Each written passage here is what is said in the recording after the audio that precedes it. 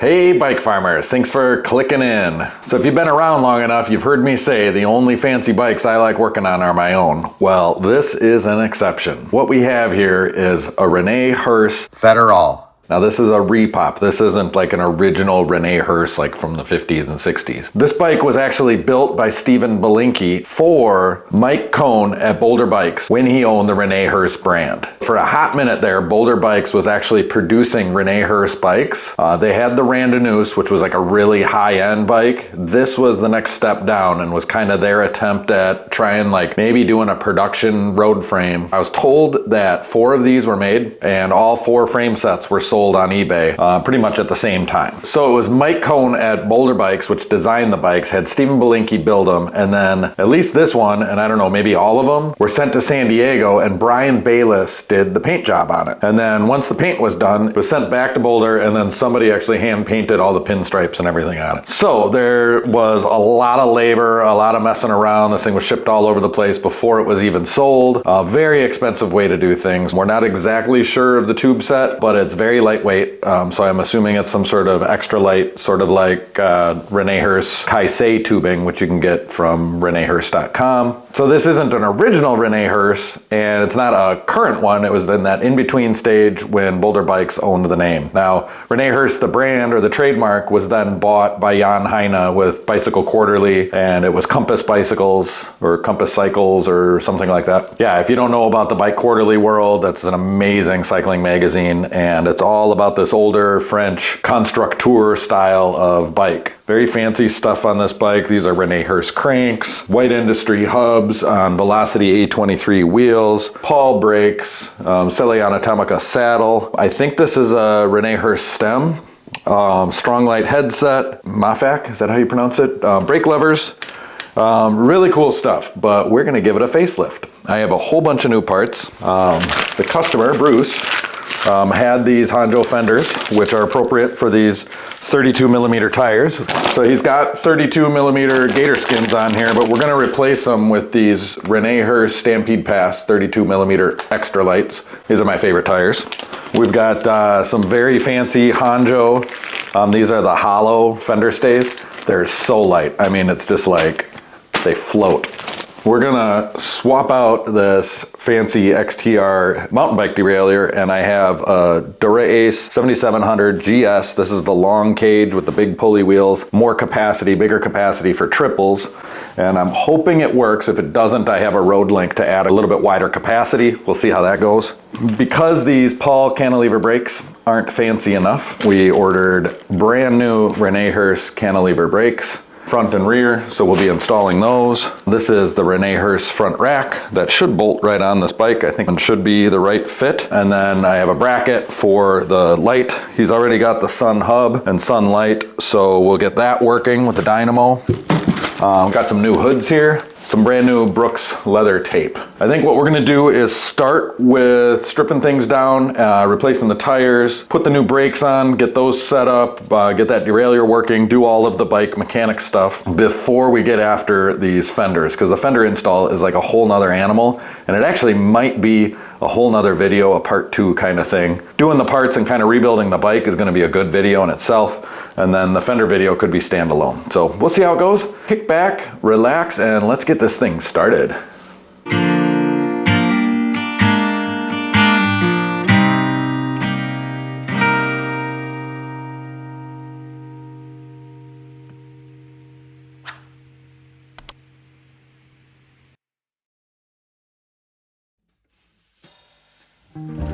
Oh, this is a rapid rise rear derailleur. So the whole idea here is we're just gonna make it as beautiful as possible. So that's why all this stuff is getting replaced, is pretty much aesthetics.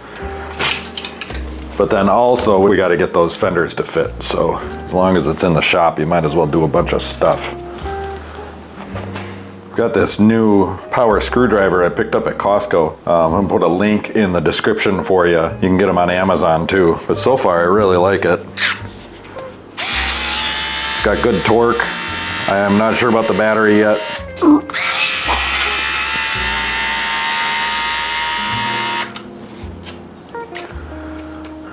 A lot of moving parts, little bits that go along with these brakes. I want to make sure that you don't lose any of the seals or anything.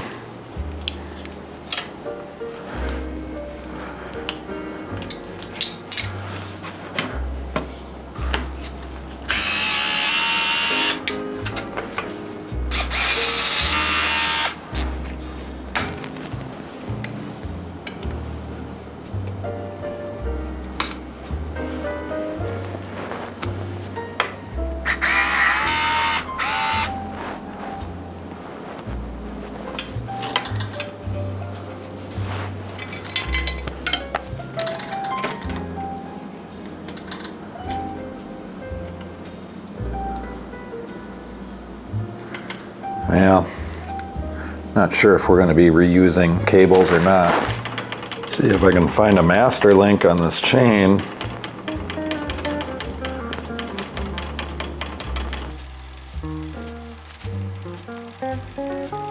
I'm not seeing one.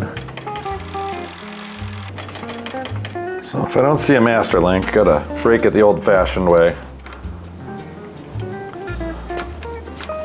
And actually, I was gonna say you can push it out this way so it's easier to put back on, but I think I'm just gonna use a new pin.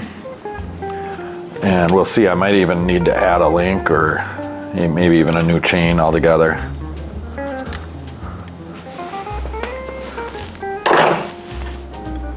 What kind is this? HG93, so this is a really nice chain. We're gonna wanna keep it. M870. Cool, rapid rise, really nice rapid rise rear derailleur there. It's actually a neat derailleur. I just think it's kind of ugly on this bike, so I talked it through with Bruce and we decided to find, we opted to buy this. I mean, it was the nicest Dura Ace 7700 GS derailleur we could find on eBay. So, might as well shine things up while we can here, huh? A little bit of grease on those threads. Yeah, on these fancy bikes, I take a little bit more time, and I just really love working on these expertly crafted machines. You know, I mean, look at this. It's really nice.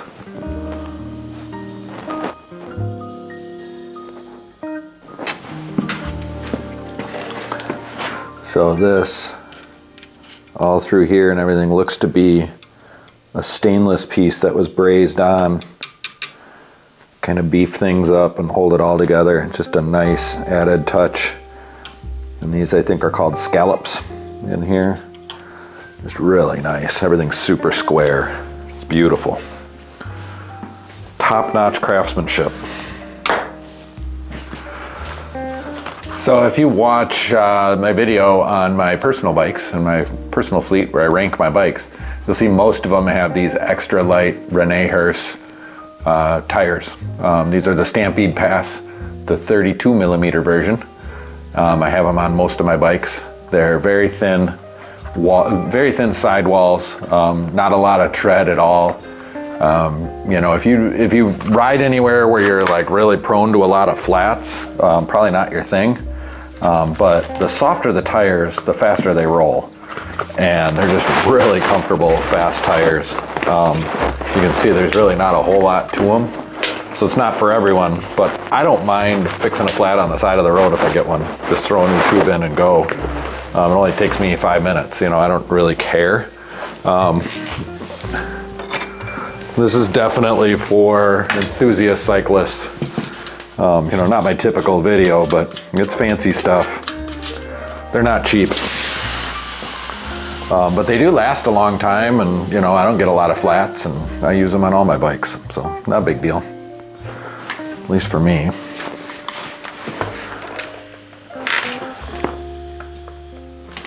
And then you'll also hear me talk a lot about Velocity wheels. They're made in America, and they're really easy to deal with. I usually just buy wheels from them pre-built. They're making their own dynamo hubs now. Or having them made. I guess those are made overseas, but they have wheel builders on staff. These are great, really well built wheels. But the 823s are their kind of lightweight road wheels.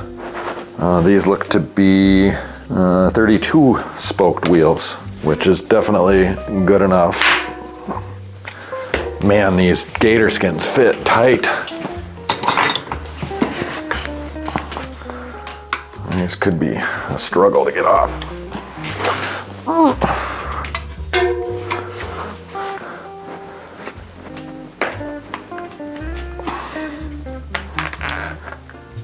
Yeah, not easy. Not a big fan of the gator skins, to be honest with you, but they sell well, so I have them here at the shop. Part of the problem too is that there's Velox tape in here. Velox tape is good, but it makes this kind of stuff hard. Now this tool is stuck in there. There we go. Jeez. Struggle bus. Remember what I was saying about getting flats on the side of the road? Gator skins are tough as nails. You know, they're very, very burly tire, the toughest you can get. That's why they're so popular. If you don't want to get fats, get gator skins. Get flats. Gator skin hard shell, bomb-proof tires.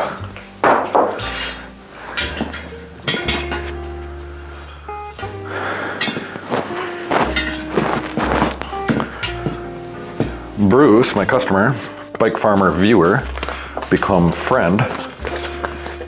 Used to do some randoneering, or has in the past, and has been a cyclist his whole life.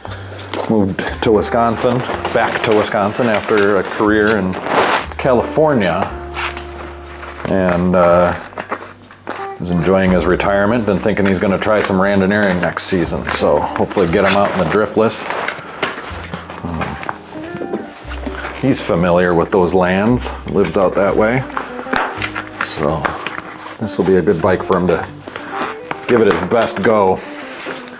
You know, at least 200Ks, right? I think anybody can ride 200K with a little bit of courage and, you know, a few miles behind you. It's just a series of 25-mile rides, do 5 of them in one day. I mean, not complete novice, but somebody with some experience. Yeah, I'm not a big fan of the Velox tape that he has in here, but it's installed well. And if I can get this tire on, we'll be okay, but I don't know. Actually, let's replace that tape, because if he has a roadside flat, it's going to be a lot easier to change a flat without this Velox tape in there. Let's back it up, folks. I'll show you what I'm talking about here. So the rim tape is Velox rim tape, and this is the 22 millimeter rim tape, which is too wide. You see how the tape goes all the way out to the bead? That's why the tires are fitting so tight. It doesn't need to go that far out. I don't like the tape, I'm changing it. And I tell you what, we'll just take the tire off the rear wheel too and put them in the truthing stand, and we'll clean them up, and maybe I'll find something to talk about.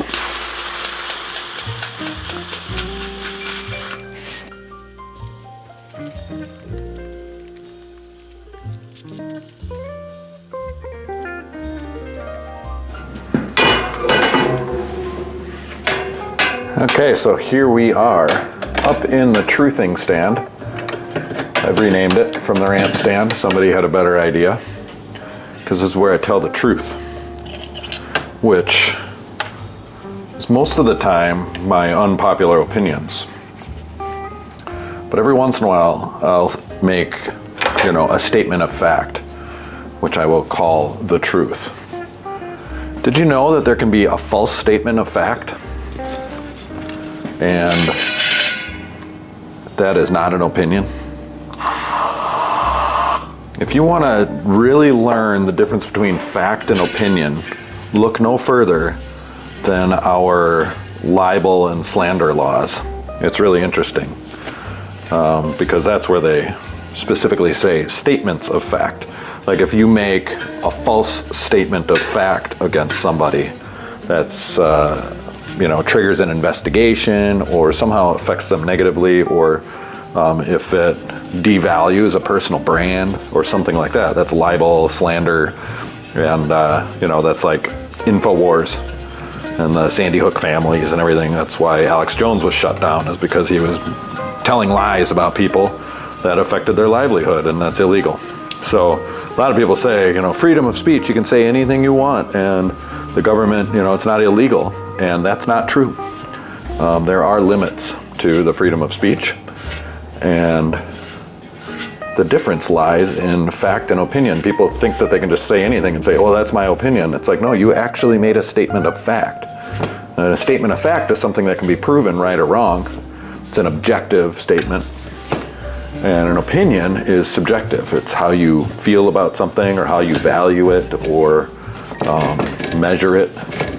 Measure it? No, measuring would be a statement of fact. It is 2 inches long. But it'd be more like, I feel a certain way about something. It's subjective, it's an opinion. And so we are all entitled to our opinions, and you can express opinions about anybody. And that's a freedom of speech that you have. It's really hard to express an opinion about somebody and say you feel a certain way about somebody and have it become illegal. I don't know any cases where that would apply. Somebody just says, I don't like someone. But to say that somebody is something or has done something, or calling people names, or associating them with something they're not associated with for your own gain, that's all illegal. It's fascinating, especially in today's post-truth society, because everybody thinks that they can just like go on YouTube and say whatever, and it's absolutely okay. You know, I'm not a fan of misinformation or disinformation. I'm a proponent to established legacy media, because they do have fact checkers and reputations and that sort of thing that hold them accountable. Whereas a lot of these alternative news sources, it's just people saying whatever, and they're like, oh, I've got evidence. And it's more confirmation bias in a lot of cases, in my opinion. Anyway, it's not what I expected to talk about in this video, but here we are on the truthing stand, talking about the truth, which is really an important thing for me. I just really am a seeker of the truth. That's my number one thing. I'd much rather find the truth than be right.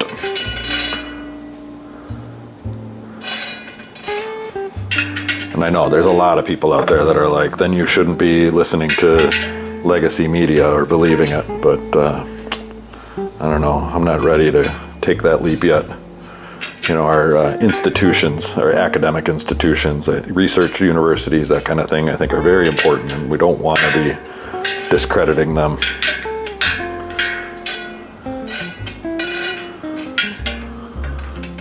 So these wheels are very well built. Very touchy, very responsive to these tweaks. I think we have to call it good enough for who it's for, because I could be here for the rest of my life trying to get things just exactly perfect, and it is what it is. Whoa, almost dropped that tool. Okay, very shiny, very shiny. And now for an opinion on the truthing stand. And it is kind of the truth. But did you know that you could have a bike like this? You know, a very fancy, custom work of art, as one might say, for roughly the same cost, the same exorbitant, outrageous cost as like a brand new Trek Domani, high-end Domani endurance bike. And there's two schools of thought. Like, there's nothing wrong with buying a Trek Domani. They're great bikes. And it's going to be comfortable, and a lot of Randoneers that I ride with have gone that route now, and just gone with the Domani and maintained them. Or you can go get a custom built frame and build it up with really high-end parts however you want, and it's the same price. And if you've seen my bike collection, you know, I'm definitely in the school of thought, like if I'm going to spend that kind of money, I'm going to go by my specs and my design. I think, you know, if you're a bike nerd like me, where, you know, I'm definitely machine forward. I'm not rider backward. So it makes more sense for a guy like me. But if you're a true lover of bikes and building them and a mechanic, this is the way to go. And Bruce is a bit of a Renaissance man, and you know, saw these bikes when they came out and said, I want one of those. Those are cool. And you know, he read Bicycle Quarterly, BQ as we call it, and knew a thing or two about these, and he was lucky enough to snag one. And I'm lucky enough to give it a facelift and work on it, because he saw my channel and liked my work. This one is out of true. You want to see it? Okay. So it's hard to see because it's actually rubbing on this other one on this side, but we are going to loosen the spoke that goes to this side of the hub. So I'm talking about my side. Right there. Okay, so I'm gonna tighten this spoke, but it doesn't really wanna. So these spokes are pretty tight, and this one wants to be loosened a little bit. Okay, he took a hit at some point. This one here, we're gonna loosen just a little bit, and then there's a spoke wind up kind of thing that happens, and so I kind of go one way and then just a little bit back the other way to kind of find the equilibrium. Tighten that spoke. Okay, we're gonna tighten. Ooh, there we go. It's like going to the chiropractor. Okay, so it's all rubbing on this side still, but once I get this stuff, ooh, that was a good one. Okay, then I take my tool. Can you see that? So I take the tool and I go like that. Gigantic dent on this side. No, I'm just kidding. Okay, so I want to pull it my way. I'm going to tighten this spoke. Ooh, just a little. See how that went away? Ooh. Okay, I'm going to loosen this one just a smidge. No more wubby-dubby.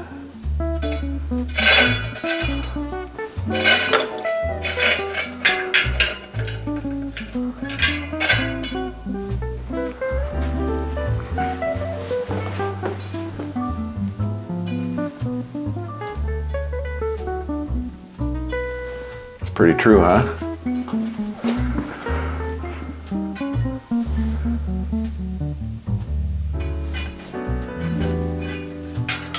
There's this little spot right there.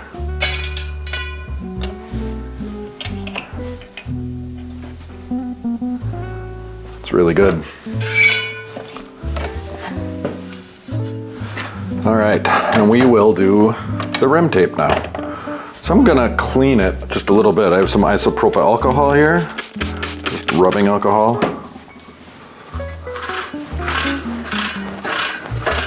Okay, and this is tubeless tape.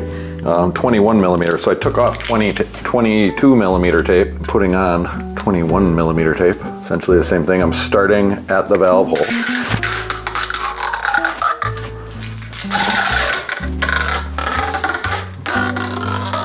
Sorry that my arm is in the way there. Just kind of hold it tight and lay it in there.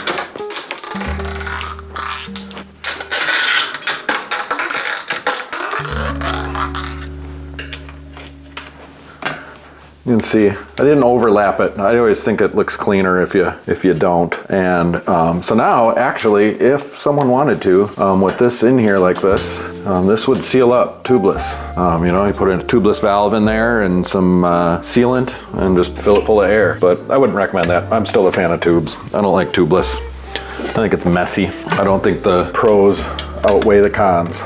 Because the finickiness and messiness, and you're always having to add juice. It just doesn't make any sense. Why make it more complicated than it needs to be? I don't get that many flats. Now, if you're in a real, if you have a lot of those like thorns, or you know, there are use cases where it makes a lot of sense.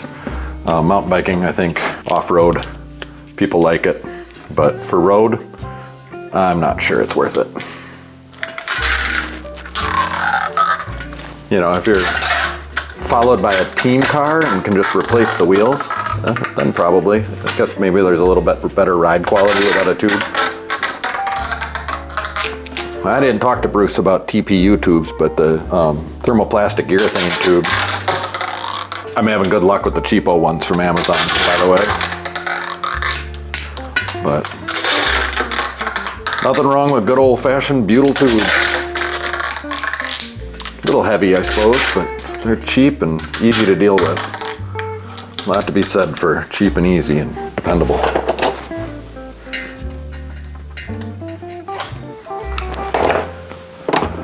Even on the fancy stuff.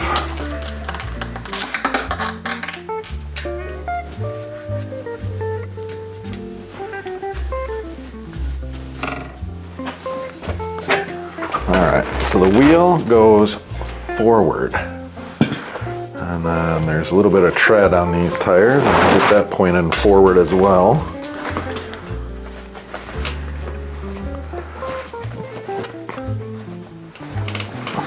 I'm going to align my tire logo to the valve hole.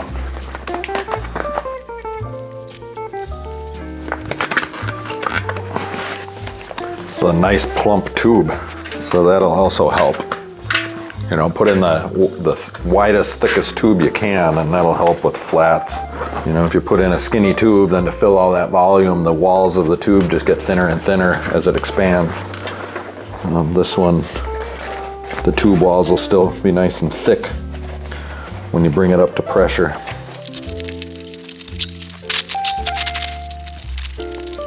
I'm trying to be careful that I don't fold or crease the tube anywhere as I stuff it in there.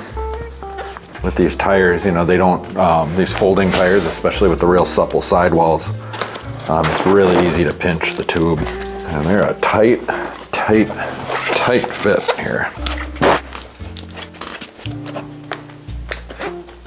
Oh, these are gonna make me sweat. There it is. Press the valve nut. Okay. So I've got my efficient Velo Tools inflator here, and I can see just exactly how much air I'm putting in it. Got a lot of creaking. A lot of that's the tape on the inside. It's just kind of finding its home in the valley of the rim. God, that's so good looking and light. Oh man, this bike is gonna fly. It's just gonna float. 6.3 bar, 90 PSA max. I mean, we can just go to town on this bad boy. But yeah, I mean, the bead just sucked right in there. Oh, I spoke too soon. We got a problem right here with the seating of the bead. It's like I said, you can just put a bunch of air in there. See, hear that? It just popped right into place. Okay. Okay, so that's all seated properly. And I'm at 80 pounds. That's good enough. I usually ride my 32s around 60 pounds. And I find that to be really comfortable and really fast. Or fast enough. Nothing I do is really fast on a bike, except maybe tune them up. Line up the logo on the drive side of the bike, the sexy side.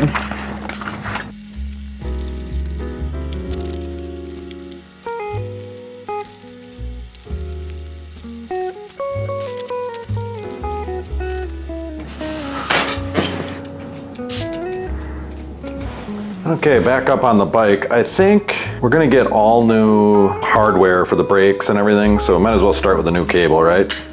I have to take the cables off to replace the hoods anyway. Let's see here. I have about 8 million slick stainless brake cables. Maybe 4 trillion, 26 gazillion. So I wasn't able to find these little gummy caps to the barrel adjusters here. If anybody has some, let me know. Pretty close though, these Cane Creek ones.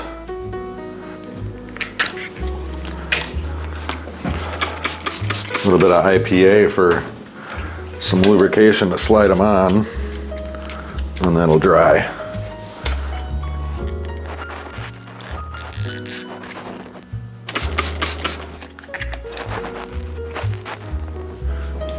Oh, oh, hey! Okay, so that is in there.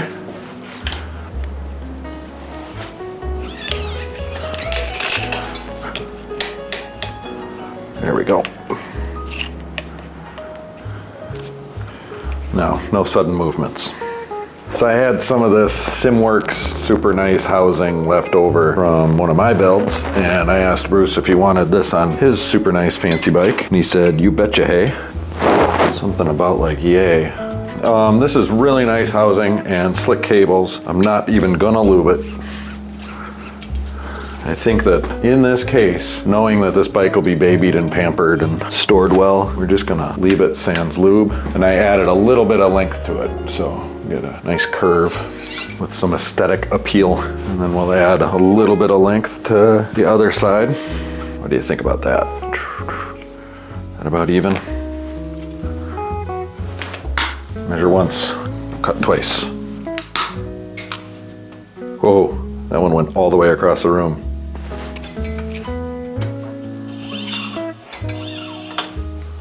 This one's way higher, isn't it? Let's cut a little off. Measure once, cut twice.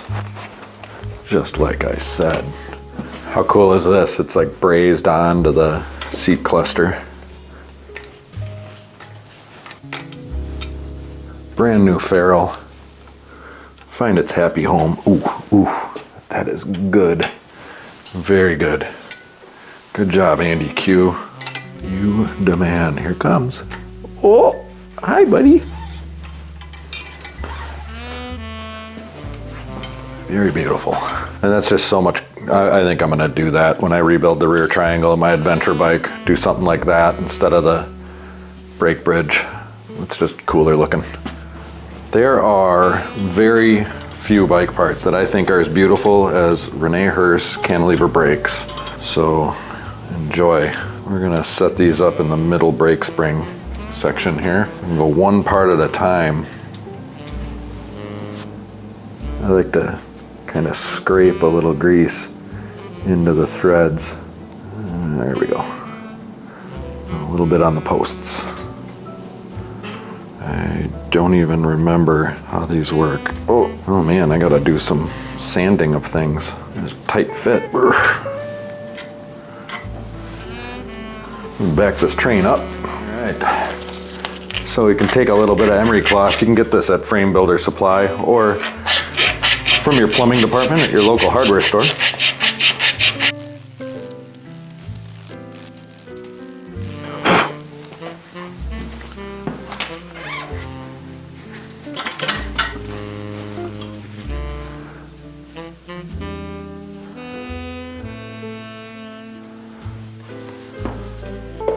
All right, let's try that again, see if they fit this time.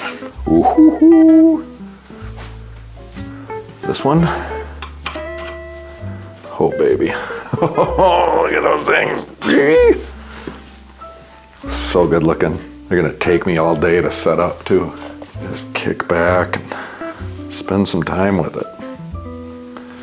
All right, we're gonna go like yeah, and we're gonna go like you, and hey howdy. Oh boy, oh do. Okay, do I have that right? Did they just grab on just like that? Nice and simple. There's no adjustment to these brakes. You just get it right. Okay, and then you have brass washers, you know, because you gotta. I've already got a little bit of grease on the threads. And these beautiful stainless bolts.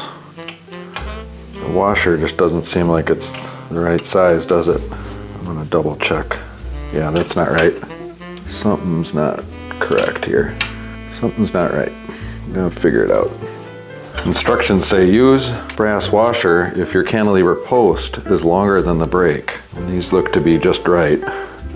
Actually, they appear to be a little bit too just exactly right. We might need to do a little bit more surgery. Oh, dropped that fancy bolt. This one looks to be a little bit better. You know, you want to be able to crank these bolts down. Two things can happen. You can mushroom the end of the brake post and then they won't move freely, or it tightens down on the brake. Yeah, see how they're not moving freely? I gotta figure that out. This is how it goes with fancy bikes. You know, this is why I don't like to do it for a living, because it's really hard to make money on this stuff, because you run into snags and then have to take time. Makes for a tougher edit too. Yeah, see, they're hard to get off because I think it kind of mushrooms the end of the posts. I don't know how I'm gonna do this. Let me think it through. Okay, what I ended up doing is I cleaned these up a little bit more, and then I just filed a little bit off the back side of this brass bushing, okay? And then you can see there's a little bit of extra there. I solidified my plan, and I'm sticking to it. Then we do get to use these fancy brass washers. And then I'm gonna put a little bit of thread grease on there for good measure. Now I didn't try this before, I just figure it's gonna work. And then there's a little bit of room so when you mushroom the end, it's gonna be okay. Okay, there's a little bit of binding there, but not much. Oh yeah, and loosened right up. Okay, so that's free flowing, it's not too wiggly. And then we're gonna just, oh. God, I'm good. That is some fancy schmancy bike parts right there. Let's do it again, just because it's so good looking.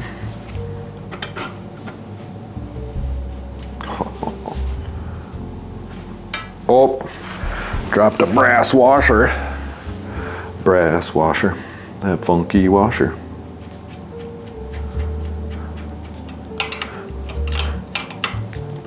Snug it up good.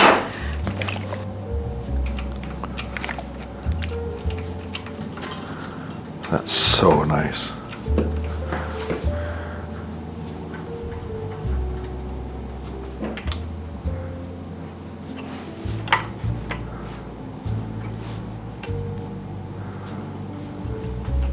We're gonna put the wheel on just so we can kind of get an idea of where things stand.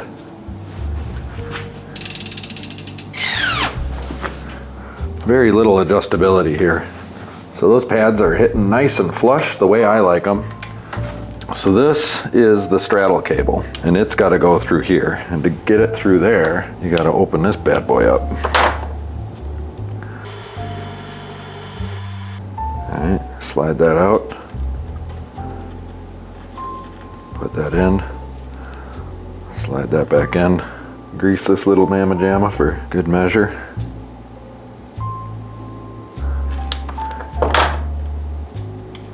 And then this guy, the cable, the main brake cable goes through there, and you got one chance. Now there's a measurement, 18 millimeters or something like that, so we can try it and see what happens. And the cable kind of comes out the side of it.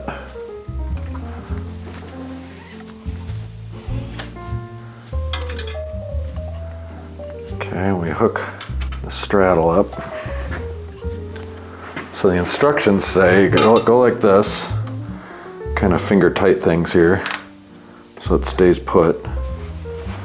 I mean, I feel like if I just tighten it down, oh, but we have to cut the cable to the right length, right?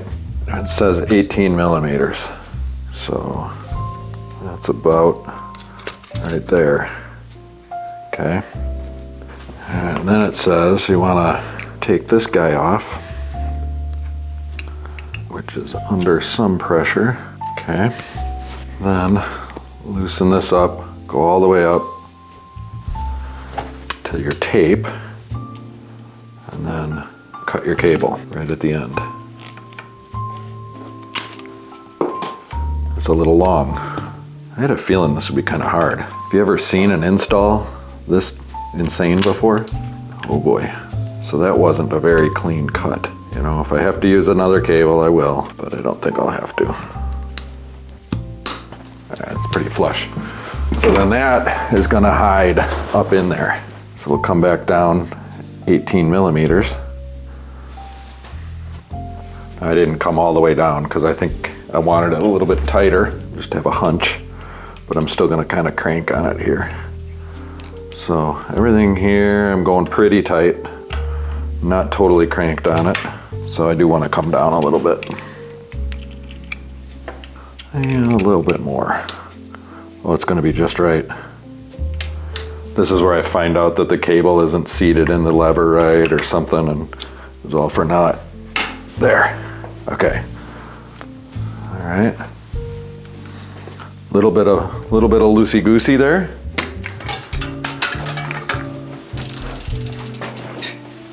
I'm not gonna squeeze too hard. Oh my God, does that feel good? Beautiful. Oh, it is so good. I wish you could feel it. God, I can't believe how excited I get about that stuff. Yeah, I mean, don't show your wives, boys. That is very satisfying. Feels so good. They will leave you for me.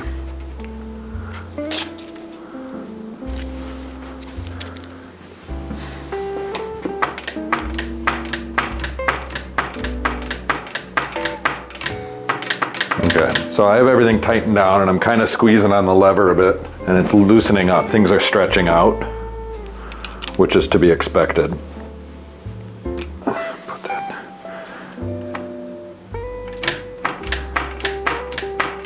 You know, that's a little more play than I want, but I have plenty of adjustment here. So we're gonna take this guy out and I will loosen this, push it down a smidge. Tighten her down.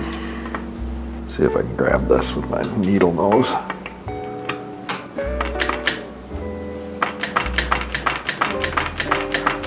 It's really good, just amazing.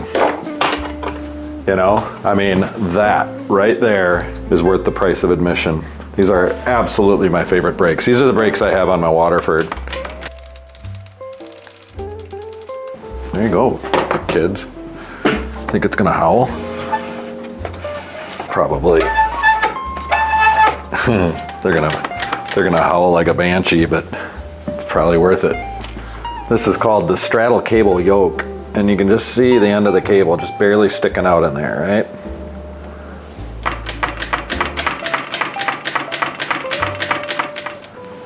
So this totally parallel lines here really gets me going too. I love it. You know, it's just really, really well designed. There's the money shot for you.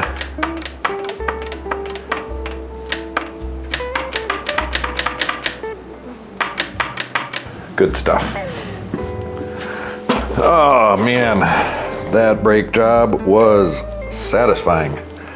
And I can't wait to do the front. I mean, actually I can wait to do the front, but just take a break from it. Let's see what's up with this chain here.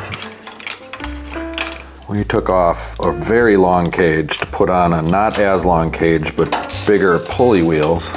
Okay, so this is little and little, and it's just long enough.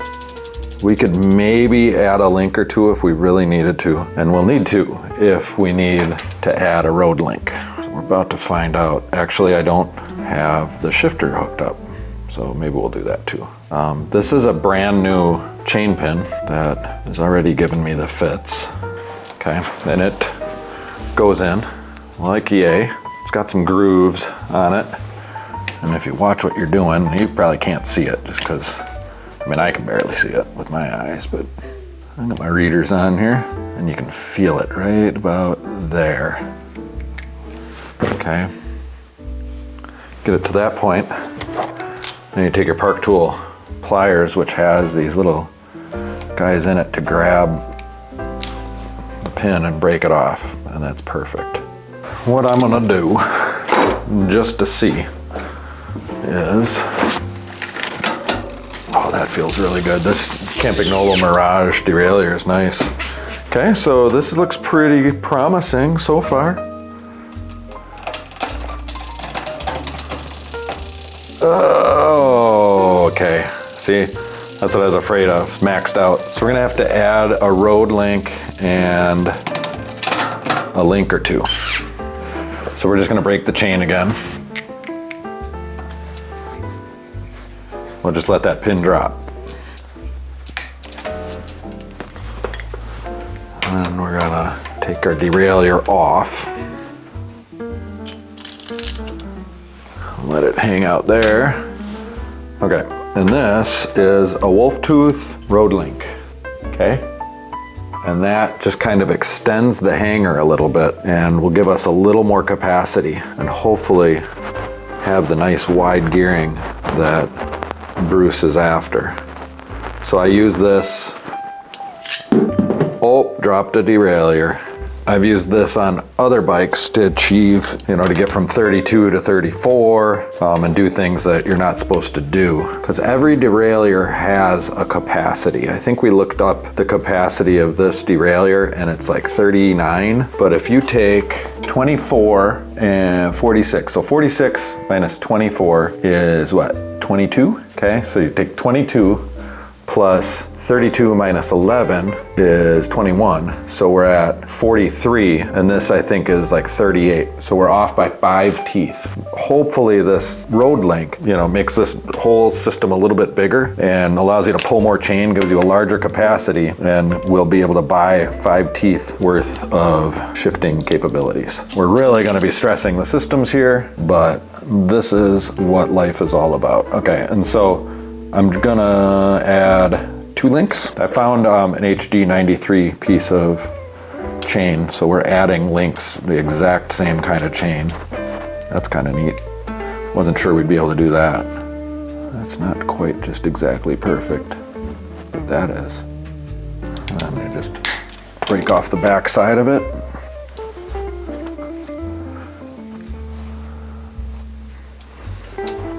I really hope I win this mechanical battle. This has been the plan since I first talked to Bruce. I was like, I know what we can do. 7700 GS with a road link, and then it'll just be very beautiful.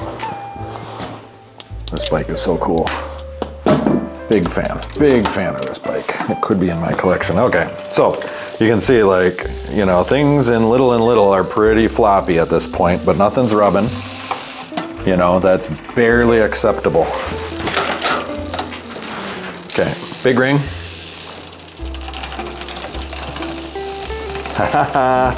So you don't want to be in that gear, right? But, and you never will be, because it's gonna make a racket. It will with any drivetrain. But you can be in that gear all day long. But you're not gonna blow everything up. So it's functioning. The front cable, we don't have to touch. That one's still working. The rear one we're gonna replace. Oh, that wheel is spinning. Not anymore, because the brakes work great. I've got some fancy schmancy SimWorks housing here. Oh, I'm actually gonna size it this way. How's that loop look for? Yeah, that's about right. How about some brass ferrules to match the pinstriping? Is that Pro AF or is that Pro AF? I think it's Pro AF. Okay, right over that. God, I'm good.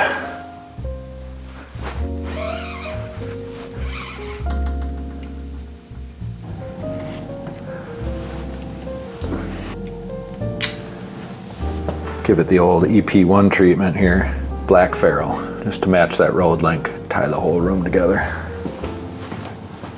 See how she does.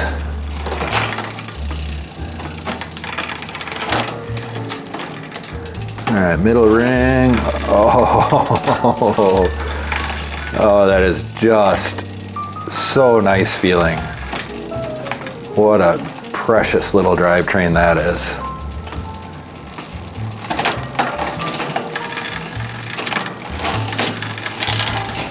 That's big and big. Wouldn't want to do it for a long period of time, but you know, that's cruising right there. Cruising right along. Beautiful. I don't know what this is on the posts, but I've never seen it before.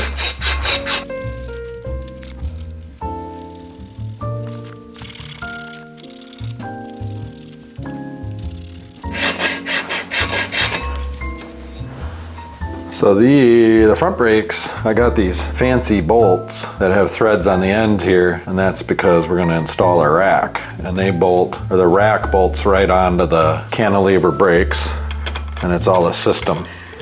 So you have to buy these bolts separately from René HERSE. That looks pretty good. They did a little better job of filing this time around, so we didn't have to use the brass washers. Well, I should say, so we didn't get to, and join the fancy brass washer club. Try to get some tri-flow in there. I think that'll be good enough. Oh, I got tri-flow on the brake pads. Oh no, oh no.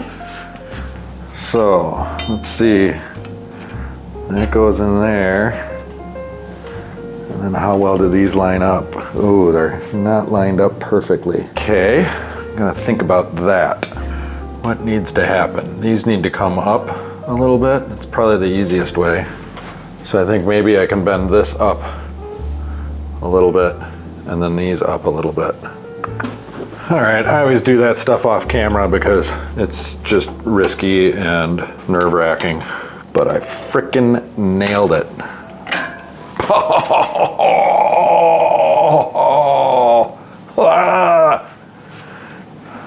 love it. Okay, I'm gonna grease that thread there, grease that thread there, grease that thread there.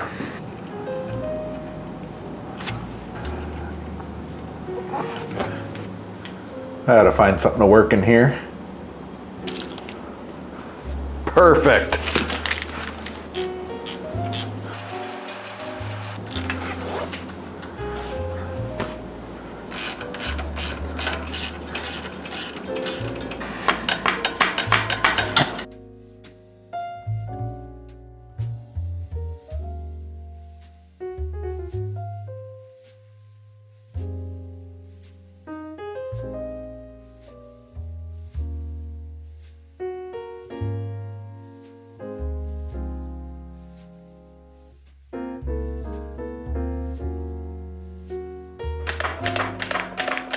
Excellent, excellent, excellent.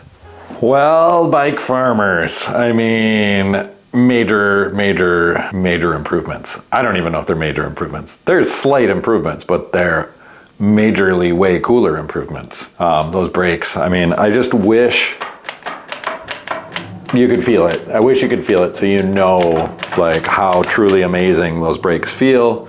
They're so incredibly lightweight and simple, and just really is a testament to René HERSE's design sensibilities. I mean, he came up with these brakes in the 50s, you know, something like that.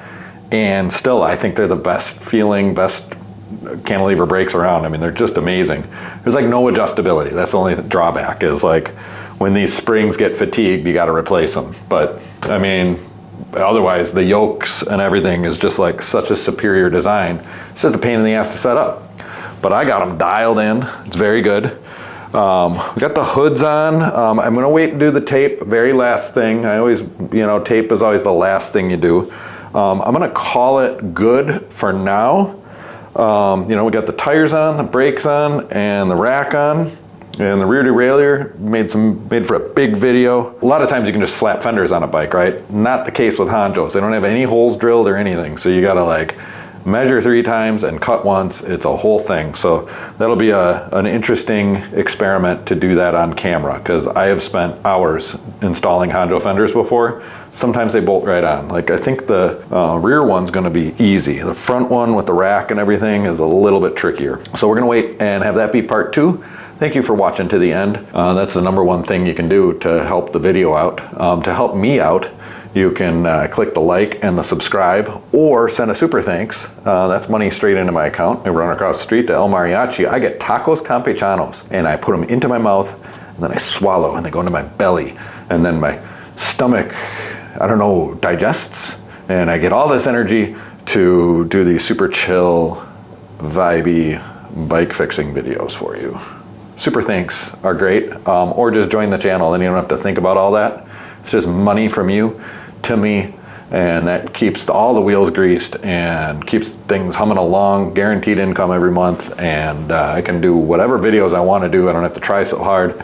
So if I build that membership up, that just cleans the content out. You can, get me to stop begging for money, but you can click the join button, become a member of the channel.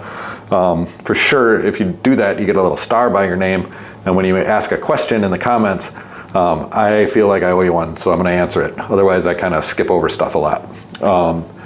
Yeah, I guess for yourself, just click that notification bell so you and your bikes can stay tuned. I'll see you right around the corner for part 2.